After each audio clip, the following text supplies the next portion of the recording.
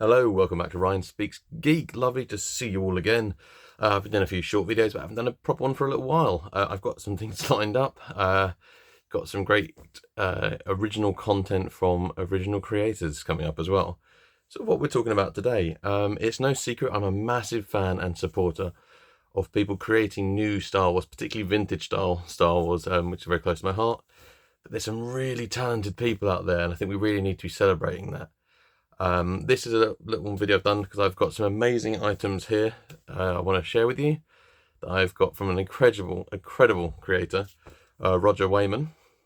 He is a customizer who makes his own figures. What it is, I'm going to do a little talk about these. We're going to show you some pictures, and at the end I'm going to do a little sort of Q&A that I done with Roger. He was very kind enough to answer a lot of questions I sort of sent to him, and he responded. So what I'll do is I'll read those out at the end. But to start with, I just want to say this is what I think Star Wars, why it's so lovely. This is the bit of the fan base I really love. There's a lot of mean spirit and darkness out there, but this is the stuff I really love, is that people are taking their time, their talent, and just making something that technically ended years ago, the vintage line, and just keeping it going and bringing it full of love and just adding some really interesting twists on things. I mean, it is a great time to be a Star Wars fan. We've got Star Wars coming out almost weekly in some form or other, whether it be comic book, figures, announcements, Hasbro Pulse announcing this and that, TV shows, films, games. There's so much Star Wars content. I'm so happy. There's even rugs, which you can use as YouTube backgrounds as well, should you take your fancy. So let's have a little talk today about this, and also maybe a new intro, maybe just trying it out. Let's see how it goes. But does he speak geek? He makes lots of noise when talking about his toys. He never really grown up, but he's shown up. It's true what you heard. He's definitely a nerd. He speaks geek.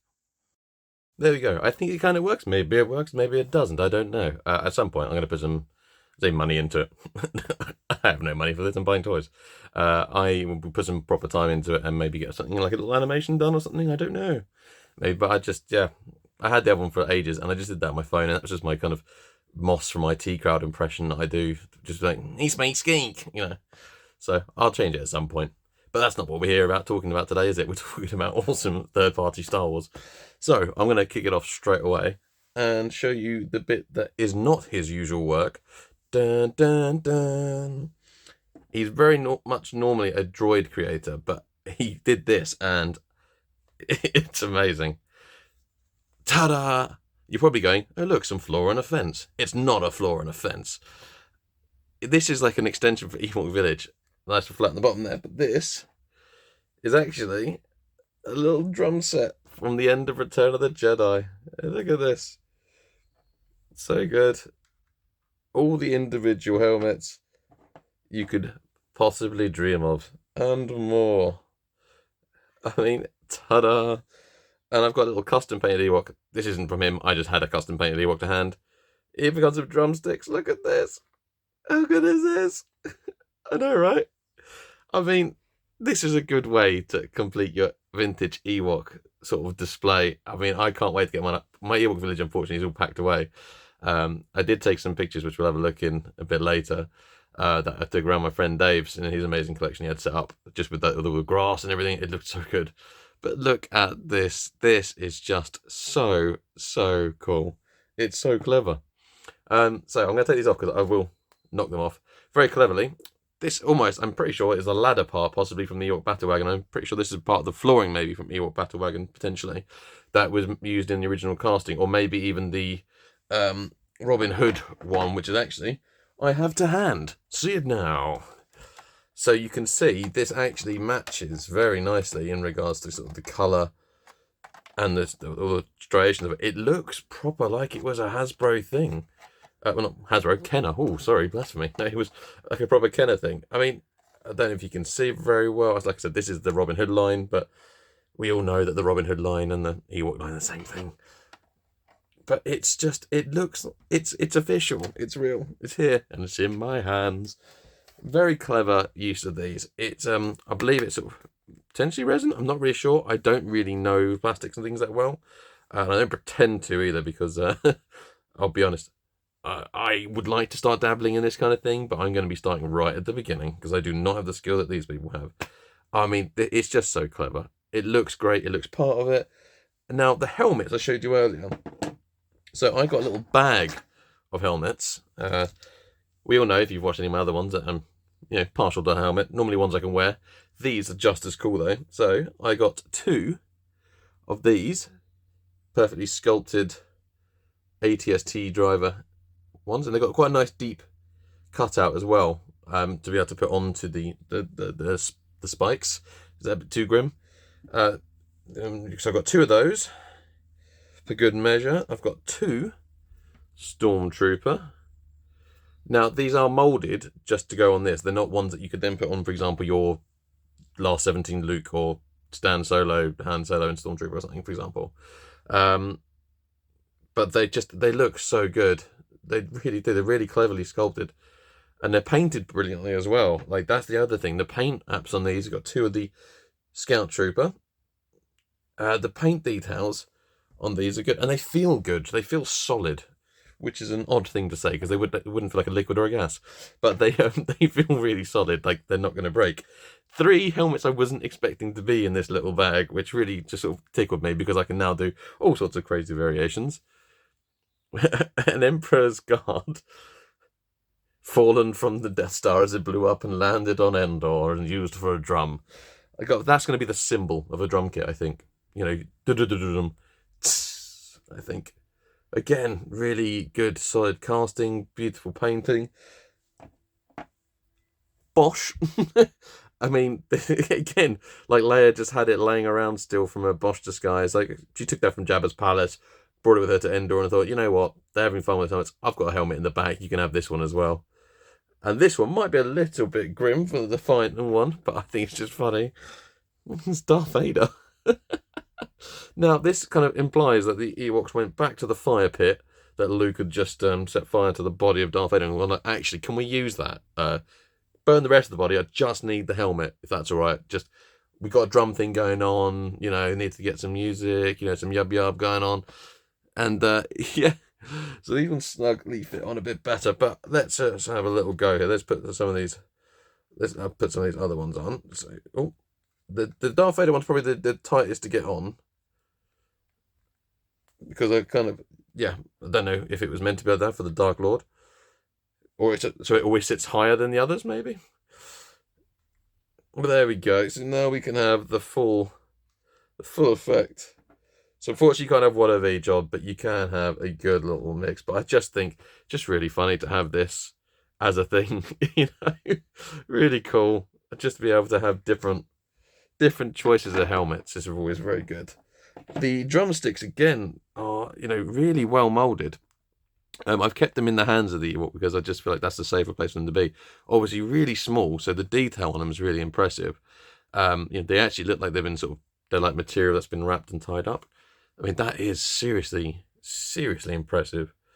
Really just adds to it. Again, I think, they've done some modern versions of this, like Hasbro have. And, case in point, almost dropped one. Knocked it right out of his hands, the angry little Ewok. Hasbro have done versions of this drum kit, I believe, or at least one version, and it's pretty decent. It's pretty cool, but to have it in a vintage style, it's just something I didn't even conceive of having. I guess it makes sense because obviously there's like the Luke removable helmet and stuff like that, so you could maybe do that. But to have that full set of helmets, like different ones as well, is great. I kind of feel like I can use some of those in other parts of like dioramas as well.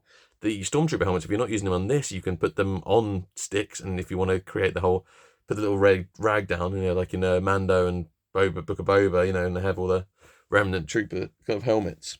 So that was the kind of the display piece, which I think is sort of out the norm for what he normally creates. So what he normally creates is these amazing droids, like vintage droids, and there's always a twist. So there are some that are just like ones that weren't made from the films, a bit like what Stan Solo has done. However, his main thing is these really cool creative crossovers that are they're mental. And I will put continuous maybe some cycling. I'm going to move over a little bit and I'll try and put just some cycling pictures of what he's done up here, because I mean he's covered things like, if you're going to cross over, I'm going to go with there's Batman, a Bumblebee, other vintage characters done as droids, a gumball machine, the Dalek, which is my favourite. Because I just think that it works so well, and who would have ever thought that? The black hole, so all these great things. So I'll keep myself over a little bit on this side, and what I'll do is I'll just put some rotating pictures that I'm going to steal from your Facebook, Roger. I hope you don't mind, but I want the people to see, and then also, but make sure you go to his Facebook to see them all. But the ones he sent me, let's start with this one. It's Vincent from the Black Hole, but as a droid. It's so good. It's fully articulated, as you would, just like a droid. It doesn't do the click thing, but it's not loose. All the joints move, which is good. So you don't have the figure holes, because I think these would be, to my knowledge, maybe poured resin. Not sure entirely how it works and how difficult it is to do foot holes, but I imagine quite difficult. But yeah, look at the paint apps and the moulding. It's so clever. I mean, I never had any of the vintage black hole figures. They're still on my list. I'd love to get my hands on them. And I was one of those kids that actually really loved black hole when I was growing up. I guess it was more Star Wars. That and Battle Beyond the Stars were two of my favourite sort of non-Star Wars films to watch when I've watched Star Wars too many times in a row. Not that there is such a thing. The sticker as well is just really clever. It's sort of, you can see it's inspired by the vintage droids, but then it's got its own characteristics. It's got Vincent's name on there. There's also a version of Old Bob that's even got one leg that's not there and everything. It's just so clever. Maximilian as well, he's done. But this is something I think is really genius, considering this is a custom-made figure, and you're thinking, what if I want to stand him up here without the two legs? The third leg's removable, and how clever is this? So he's moulded the third leg, and then he's put like a big sort of solid-ish bit of foam, almost like what you'd have on the end of a mic headset bit, and that just sits in there really comfortably, and you can pull it out as much as you want. You can push it right in, and the good thing is that means you can give it some direction maybe as well. So you can have the leg facing the same way as the thing. It adds almost a bizarre amount of posability for a vintage figure, to get that full sort of almost motion, but it always stays where you move it. It's really, really clever. Like I said, it's fully articulated. I'm going to take the leg off now, so you can have it without the leg. Fully articulated all the way around. Head spins all the way around, full Exorcist style, because that's important in action figures. If you can't recreate the scene from The Exorcist, is it really posable? That's the thing that determines it from being a statue to a figure. Like I said, I don't know how well I can get the camera to sort of focus in here on these little decals, but just cracking. Absolutely cracking. I love it. I'm so happy with it. So yeah, there he is. There's Vincent from Disney's The Black Hole. And it's funny because Disney now owns Star Wars and Black Hole. So it's it's a match made in heaven. Now, the next one, I want you to imagine something strange. Imagine that a power droid and an R5 unit, an R5 unit like this one here, and a power droid like this one here, put them together and what do you get? It's the Gonk R5 droid. Look at this thing. This is incredible. It is. So this is like a crossover in Star. So this is why I was talking about some of those other characters re-released as sort of in droid form. This is another droid released in a shape and style of another droid. Now the details on this are just so clever. So for example, on the head you can see moulded, there is the wire bit that comes out all the way down the side of his head, just like on the power droid's body. He has a bit that comes down on the side. It has the orange accents on the side of the arms, like the power droid does on there. It has the white around the neck, like the white around here. The feet are blue all the way down, and then you get the black and then the silver, just like the legs on the power droid. The head, it's a R5 shape, but it's got like a flat front, which allows for the power droid sticker in a slightly different shape to go perfectly in there. It's even got a little rubber antenna bit that sticks out the top. So I don't think this one's going to have a bad motivator. The sticker lines as well. The lines on the stickers match up with the neck, and it makes it look exactly like the lines you get on the bottom of the power droid. It's very, very, very clever.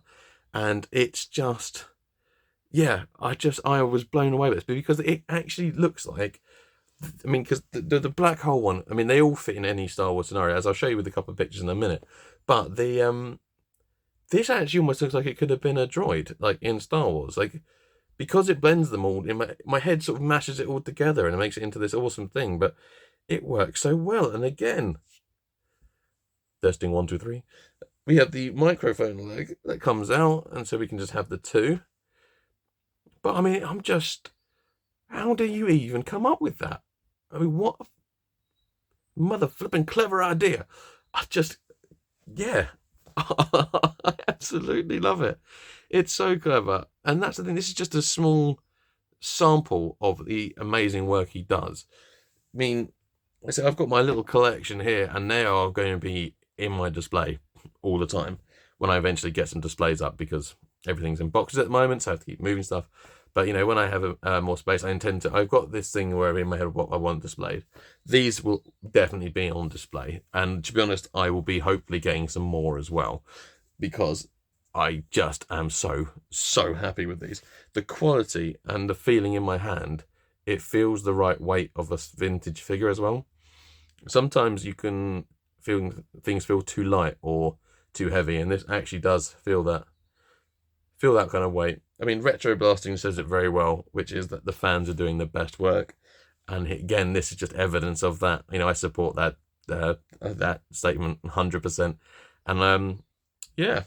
So let's have a look at some pictures, and then let's hear from the man himself.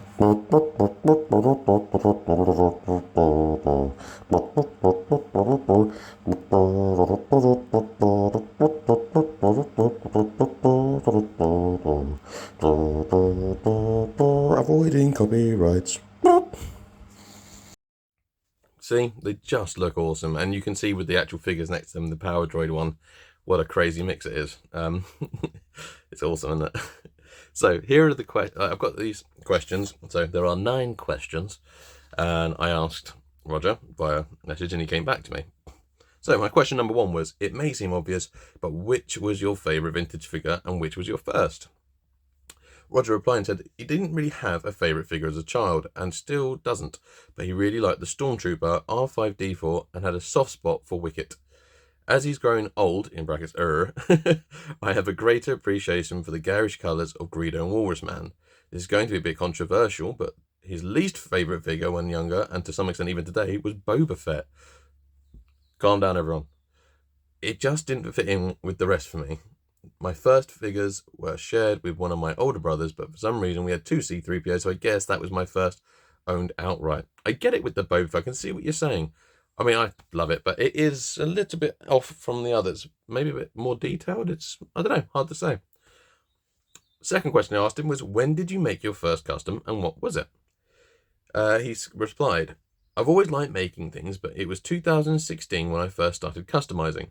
I was unemployed, so spent a lot of time on Star Wars forums and watching YouTube crafters. I eventually decided to combine the two by teaching myself to mold and cast figures. The main reason I now make a lot of droids is simply because R2-D2 and R5-D4 are so easy to take apart and make molds of without damaging them. I mentioned I don't really like the Boba Fett figure, but the holiday special Boba Fett custom was my first. Here's a little picture of that he sent me. I had 2 really beaten up figures, and I guess not liking them made it easier to cover them in paint. I can get that. His first droid custom was R3Y2, which is the yellow droid from the Rebel base on Hoth. Also here, he wanted to make a clear dome, so he focused on that to begin with. Again, awesome. I want that, please. Number 3, I asked him, how long did it take you to perfect your craft? He said, I'm still trying to perfect it. Perfection is something we should try to attain, but hope we never achieve. I used to take photos of everything I made, and comparing them to my latest work does show me how I've improved, and I take a lot of hope from that. Definitely, it's looking amazing. So yes, I can say that. Number 4, what inspired you to make droids that represent so many different out-of-universe characters? And do you have a favourite? So his response is, when I started, my aim was to make all the astromechs that appeared in the original trilogy.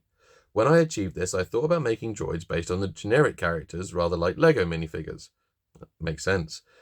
With this in mind, I made R2-D2 as a bee, a dustbin, a gumball machine, and so on. I made quite a few, but there are many more designs that have never seen the light of day. I so want to know what they all are. I then had the thought of making droids dressed as other Star Wars characters, such as my X-Wing droid. Once again, I produced a few more before moving into making my first mashup between Star Wars and Doctor Who with the classic-looking R2 Dalek. I love that one. R2 Exterminate? No, I don't know, maybe.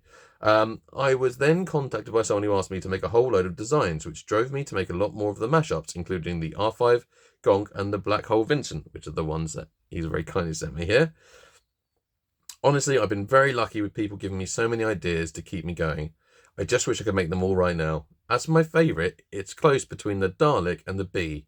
I like the Dalek because it tested me technically, and I'm really happy how the Dalek neck turned out using the R5 parts. It does look amazing.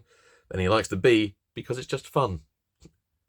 Just fun's good. We always got time for just fun. I asked, has there been a droid creation that has not quite worked, or have you managed to make them all work so far? Because some of them are really technical, and I just don't see how...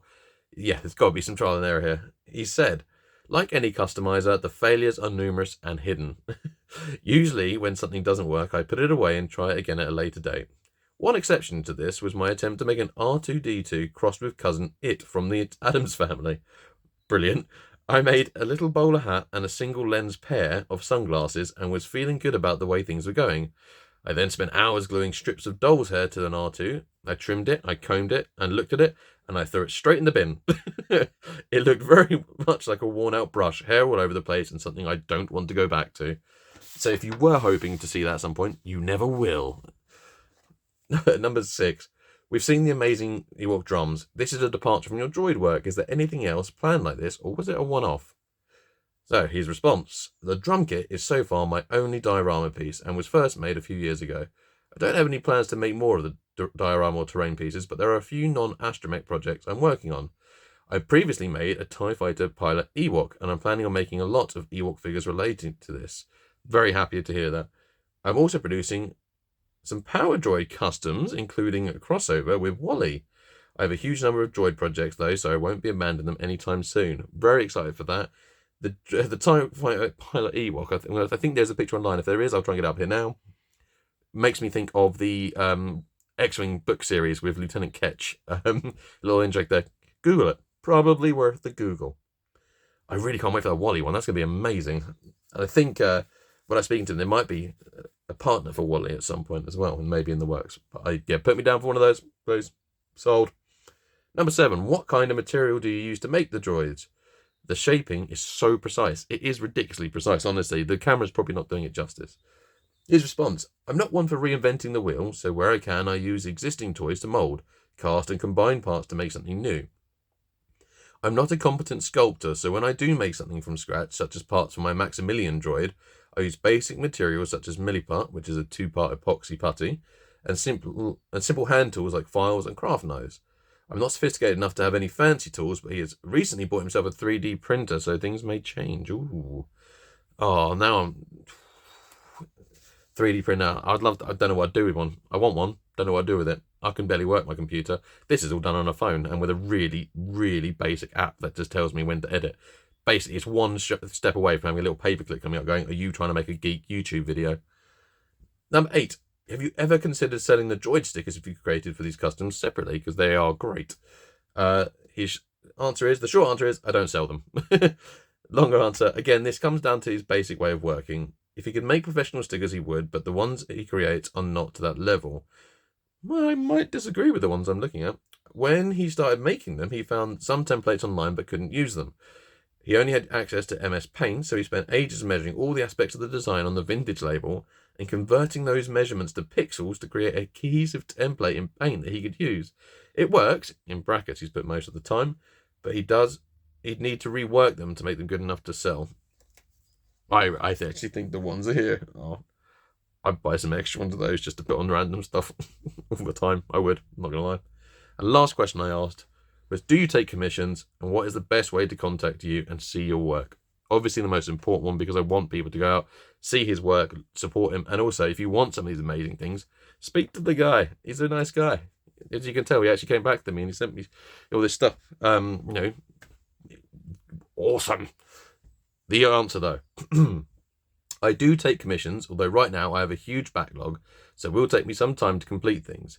If you want something and don't mind waiting, I can be contacted via Instagram at Tee.Dot. I'll put these down in little text bits here. Or Facebook, facebook.com/roger.wayman.90. And I will put these links in the description as well. His photo albums are on Facebook, all are public viewing, so everything is really well represented there. So there you go. That is from the creator's mouth himself. I, again, cannot thank Roger enough for sending me these. These are amazing. This is just one of those things that makes me so excited to be a Star Wars fan. So excited. We've got something new from new that's old because it's vintage style. Again, it's new old. Elements of the past and the future. That old thing from Mighty Boosh if you're in England and like weird comedies. This is just really lovely. It's incredible work. It's incredible talent, and we need to see more of it. And we need to see people supporting these kind of independent makers. I know one or two makers have sort of maybe tarnished a bit of the reputation of artisan Star Wars products lately, with their sort of interesting model of business. I say that it's bad. It's just they've done a really bad job, but they are not the entire industry. Okay, people like Roger, Trash Compactor, Stan Solo, the Next 17, Starkiller 3D Customs. There's a lot of great ones. All the ones I'm hoping to have on the show at some point. And if I haven't mentioned them personally, it's just because there are so many fantastic ones my brain can't comprehend and remember them all at once. But these are incredible. So keep supporting the artisan Star Wars community. And the other thing is, don't be afraid to ask questions. I'm sure if you've got ideas or you want to know how to do something, this is a community that we're all part of. So, thank you for watching the video. Thank you for sticking around for the questions. If you've got any other questions, feel free to ask him. I'm sure he won't mind. And if you've got any questions for me, send me a message. But until then, I'm going to go and play with my droids and Ewok drums because I can.